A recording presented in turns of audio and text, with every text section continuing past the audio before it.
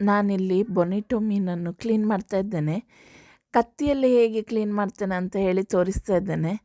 ಇದು ನಾವು ಊರಲ್ಲೆಲ್ಲ ಹೀಗೆ ಅಲ್ಲ ಕಟ್ ಮಾಡೋದು ಕತ್ತಿಯಲ್ಲಿ.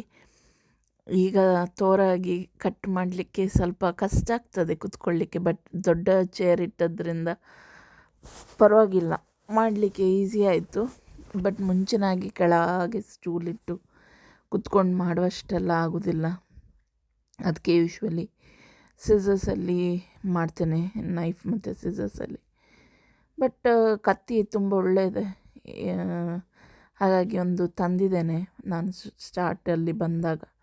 ಅದನ್ನು ಆವಾಗ ಯೂಸ್ ಮಾಡ್ತೇನೆ ಬೇಕಿದ್ದರೆ. ಯೂಶ್ವಲಿ ಗಾರ್ಡನಿಂಗಿಗೆ ಇಲ್ಲ ಏನೋ ಕಟ್ ಮಾಡಲಿಕ್ಕೆ ಜಾಸ್ತಿ ಯೂಸ್ ಮಾಡ್ತೇನೆ, ಮೀನು ಮಾಡೋದು ಜಾಸ್ತಿ ಕಮ್ಮಿ. ಇಲ್ಲಿ ಮಸಾಲೆ ತೆಗೆದಿದ್ದೇನೆ ಪುಳಿಮೆಣಸಿಗೆ. ನೀವು ನೋಡ್ಬೋದು, coriander, cumin seed, carrom seed, pepper seed, tamarind, ಫೆನುಗ್ರೀಕ್, ಹಾಗೆ ಸ್ವಲ್ಪ ಕೊಕೊನಟ್.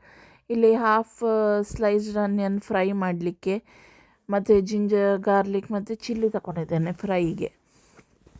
ಹಾಫ್ ಆನಿಯನ್ ಕಡಿಲಿಕ್ಕೆ ಹಾಕಿದ್ದೇನೆ, ಗಾರ್ಲಿಕ್ ಸಹ ಕಡಿಲಿಕ್ಕೆ, ಗ್ರೈಂಡ್ ಮಾಡಲಿಕ್ಕೆ. ಇಲ್ಲಿ ಸ್ವಲ್ಪ ಕೊಕೊನಟ್ ಆಯಿಲ್ ಹಾಕಿ ಆನಿಯನ್ ಮತ್ತು ಗ್ರೀನ್ ಚಿಲ್ಲಿ, ಕರಿ ಲೀಫ್, ಜಿಂಜರ್ ಮತ್ತು ಟರ್ಮರಿಕ್ ಪೌಡ್ರ್ ಹಾಕಿ ಸ್ವಲ್ಪ ಫ್ರೈ ಮಾಡ್ತಾ ಇದ್ದೇನೆ. ಮತ್ತು ಮಸಾಲೆ ಪೇಸ್ಟ್ ಮಾಡಿದ್ದನ್ನು ಗ್ರೈಂಡ್ ಮಾಡಿದ್ದನ್ನು ಇದಕ್ಕೆ ಹಾಕ್ತಾ ಇದ್ದೇನೆ. ಆಗಲೇ ತೋರಿಸಿದೆ ಅಲ್ಲ ಮಸಾಲೆ, ಅದು. ಹಾಗೆ ಇಲ್ಲಿ ನನ್ನ ಕಟ್ ಮಾಡಿದ ಬೊನಿಟೊವನ್ನು ಹಾಕ್ತಾ ಇದ್ದೇನೆ. ಇದು ಪ್ರೆಗ್ನೆಂಟ್ ಇತ್ತು, ಸೊ ನನಗೆ ಸ್ವಲ್ಪ ಮೊಟ್ಟೆ ಸಮೇತ ಸಿಕ್ಕಿತ್ತು ಅದರಲ್ಲಿ.